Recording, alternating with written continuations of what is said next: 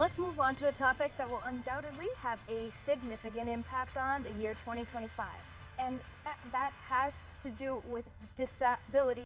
After so many twists and turns that this issue has had in the national executive branch, in the legislative branch, the rejection of the presidential veto of the disability law has finally come to light.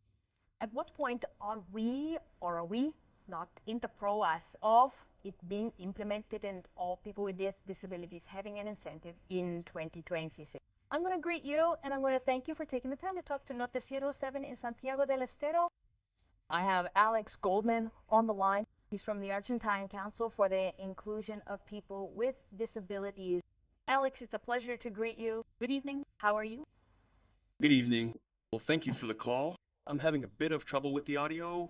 I can hear you intermittently, but well, we're trying. Well, we can hear you perfectly here, so we're gonna try to get the story going.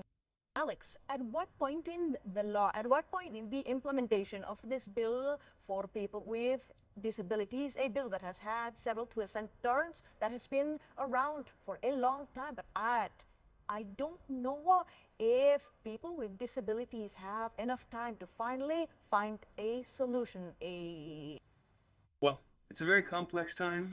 Well, as you explained, throughout 2025, there was an emergency law, right? On disability, which was voted on in Congress 5 times, and they also tried to repeal it through the budget law, which was ultimately not implemented. A class action lawsuit that was processed in the federal court of Canal ordered the national executive branch, the Ministry of Health, to immediately implement it. On Monday, the 5th,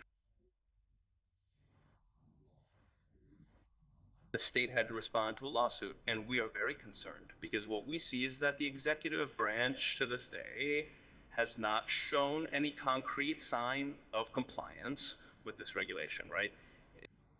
The strategy is quite clear, right? It is to appear to be an administrative activity, but in reality what is being done is to indefinitely postpone the application of a regulation. Right now, at this moment, the national state responds that it will comply, but nevertheless, it does not give concrete signs of compliance.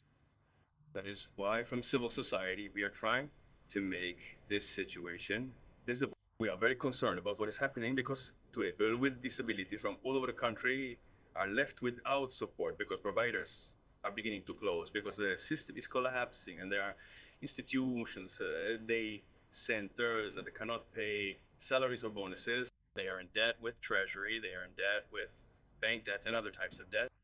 There are homes where there are people with disabilities who also do not have parental care. The people who attend these homes lose quality of care because their income is insufficient. So we need the immediate application of the emergency law on disabilities. On Catidis, we want to highlight the urgency of this issue and request immediate compliance. Hey Alex, I have no doubt that you have been participating in all these measures to say, well, we are going to take to streets with all the difficulties that entails. You have been present in the debate.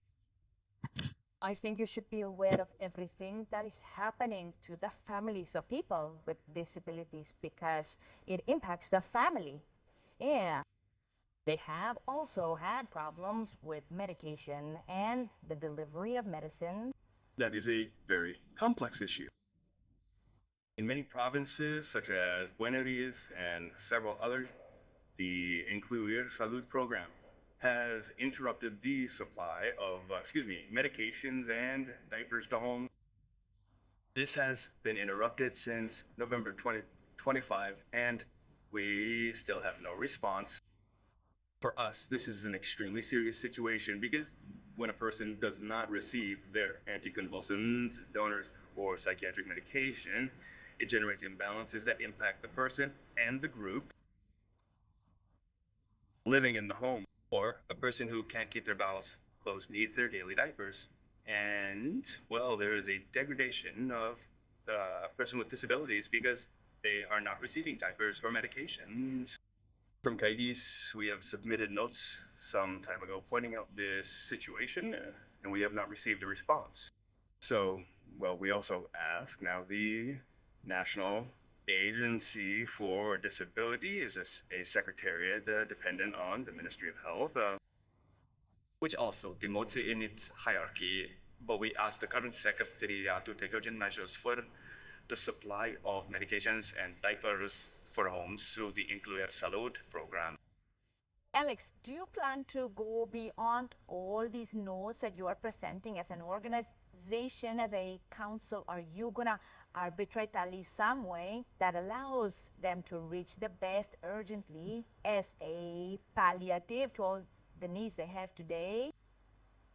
Well, we are going through all the channels we can, right? We are trying to arrange meetings with public organizations. We have pointed out that we were part of an advisory committee of the National Disability Agency, the advisory committee. It no longer exists since the agency ceased to exist. We have indicated the need for the immediate application of the law.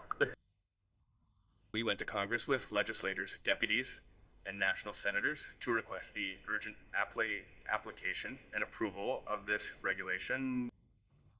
We went to the National Disability Agency at the time to complain to the Ministry of Health. We have made numerous statements in the media requesting and making this situation visible. We are truly desperate. We do not know what to do.